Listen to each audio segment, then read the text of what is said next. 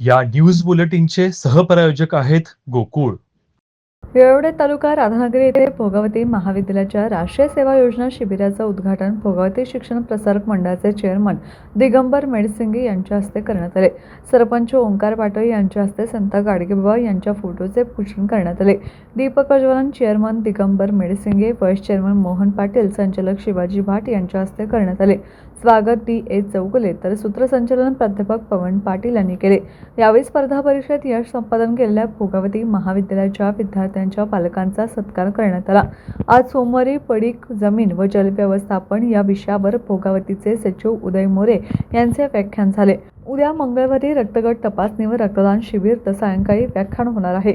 बुधवारी 21 रोजी जादूगर शालिमार यांचा कार्यक्रम तर महिलांसाठी चिम्मा फुगडी, हळदीकुंकू, उखाणे स्पर्धा आणि सांस्कृतिक कार्यक्रम आयोजित केला आहे. TV नेक्स्ट साठी राशिवडेहून सागर धुंगरे.